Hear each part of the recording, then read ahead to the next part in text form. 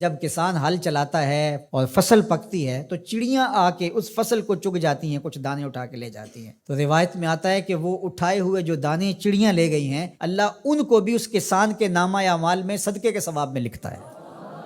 تو یہ دین ہے ہمارا۔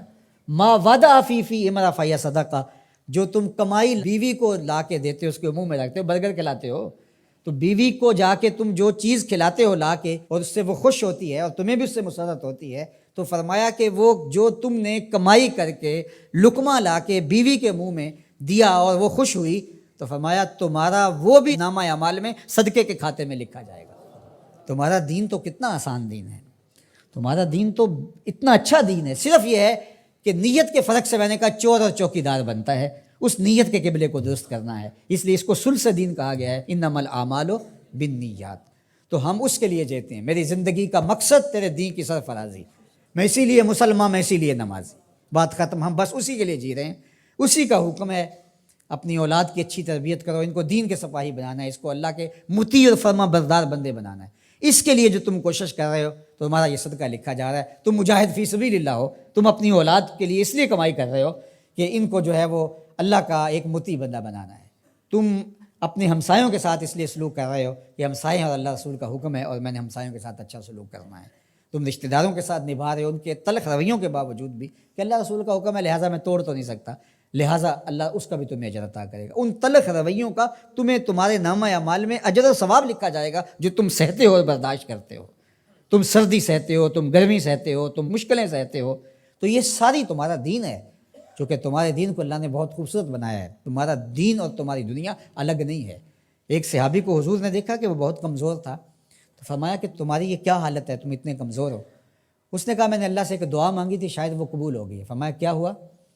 میں نے دعا مانگی تھی اللہ جو آخرت کے حصے کے دکھ ہیں وہ بھی دنیا پہ بھیج دے اور میری آخرت صاف ہونی چاہیے، تو شاید میری دعا قبول ہو گئی ہے، اور مجھے بہت ساری بیماریاں، دکھ اور اذیتیں ہیں جنہوں نے مجھے گھیر رکھا ہے۔ تو اس پر حضور خوش ہونے کی بجائے اسے ناراض ہو کے کہا کہ تو نے یہ کیوں کہا کہ آخرت کے حصے کے دکھ دنیا پہ آ جائیں؟ تو نے یہ کیوں نہیں کہا ربنا آتنا فی الدنیا حسنۃ وفی الآخرۃ حسنہ، اللہ مجھے اس جہاں میں بہتریاں دے دے، اس جہاں میں بہتریاں دے دے۔ تو یہ زندگی اچھی جئیں، اچھی سواری، اچھی بیوی اور کشادہ مکان، انسان کی خوش قسمتی سے، مسلمان کی، مومن کی خوش قسمتی سے بتایا گیا ہے۔ اچھا اللہ آپ کو گھر دے، اس میں آسودہ رہیں، اللہ آپ کو اچھی فرما بردار نیک صالحہ بیوی دے، بہت اچھی بات ہے۔ اللہ آپ کو اچھی گاڑی دے دے تو اس میں کوئی گناہ نہیں ہے، کوئی برائی نہیں ہے، اچھی بات ہے۔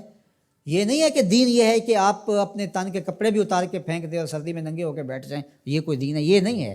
ہمارا دین کیا ہے؟ تمہاری نیت کا قبلہ درست ہو، تمہیں جو ملتا ہے تھوڑا یا زیادہ اس پہ تم راضی ہو۔ تھوڑا ملے تو پھر بھی مالک تیری مرضی میں اس پہ راضی ہوں، اور زیادہ ملے مالک میں تیری مرضی پہ اور تیری عطا پہ راضی ہوں۔ تھوڑا ملے تو صبر کرے، زیادہ ملے تو بانٹنا شروع کر دے، بات ختم ہو گئی۔